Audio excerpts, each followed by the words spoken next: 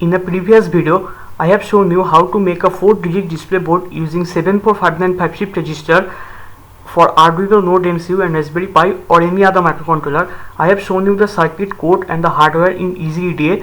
So you should definitely check this video before proceeding to today's video. So in this video, I have shown you how to make such a 4-digit display board, but for prototyping purposes, I have used only 2 of them in my breadboard.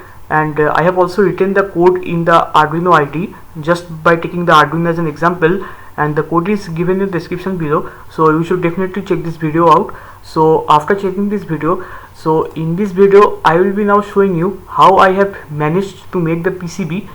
This was the circuit, the same circuit, and now I have utilized all the 4 of this display in my final PCB. So in the previous video I have shown you how to make such a double layer PCB for this, but unfortunately a double layer copper clad board was not available in the market, so that's why I redesigned the PCB layout and made it using a single layer. So as you can see, the most of the tracks are in blue, which is the bottom layer, which is in the bottom layer, and the rack nests and the red ones, as you can see here, has been manipulated by using wires, by using external hookup wires. I have managed to make up for this the rack lines you can see, and the red nets, as you can see here.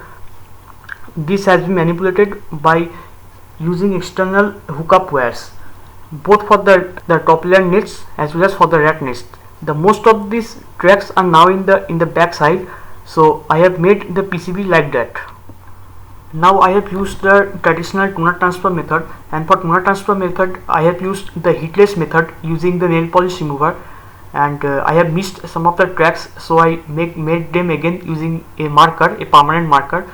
And if you want to know how to make such an heatless toner transfer, you can comment me down. I will definitely make a video out of that.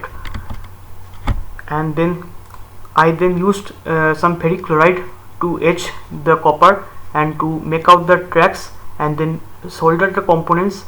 And as I said, I have used some hookup wires to make up for that rack lines as well as the lines in the top layer. So I have made them all using external hookup wires. So this is the mess you can see, but I can't do anything better than that, since I have got separate 4-digit displays, not a single combined 4-in-1 7-segment display. Since I have got 4 individual 7-segment displays, so therefore paralleling all of them is requires a lot of routing and careful planning. But anyway, I have reduced as much tracks as I could, and the final results as you can see here. And this is the final board which I have now made. This is the final board. The top layer is looking clean. The top layer is looking perfectly clean and neat. The back layer is somewhat messy, but it does not create any problem. The circuit works. The circuit definitely works, and it works just fine. So now we will look at the code, and in this code, the first example, as I have written here, I have just took a random number, and to display it, just a 4-digit random number 1 2 3 4, and I will display on my board. So the structure of the code is similar to the one which I have described in the previous video. So you should definitely check that video out to understand this code completely. And you might need some manipulations regarding the which digits have to use, which pins you have to make as first digit, second digit. You have to make some trials and errors before making the code perfectly fine. You can do it yourselves, but anyway, I will now upload this code to the Arduino board. You can also use any other microcontroller. This display can work with any microcontrollers as you may like. Maybe it Node MCU, it may be a Raspberry Pi or a chip kit or anything, or a PIC microcontroller, anything you may use for that.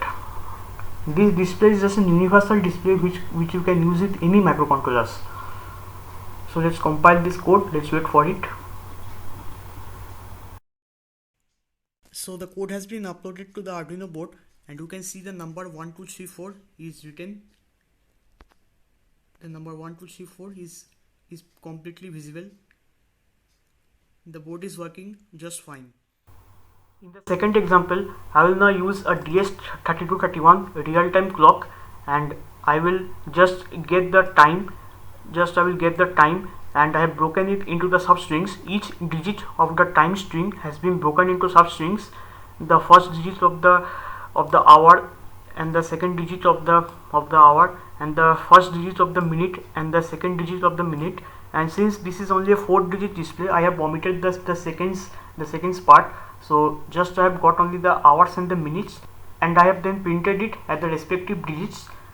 And this one is just used here since it marks the distinction point between the hours digits and the minutes. So I have used the one in the decimal place, and the rest is the same. Just I have used the library for the DS3231, and the rest of the things are pretty much straightforward. So I will now upload this code.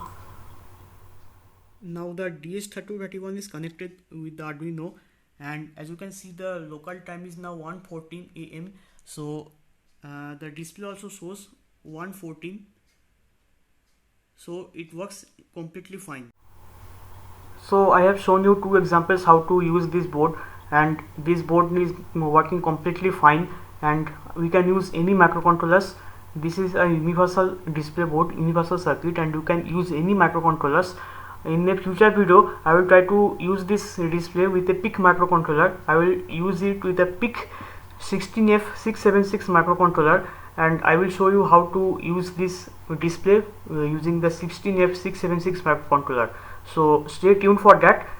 Until then, please like, share and subscribe, and please hit the notification bell to get notified about our further videos. Thank you.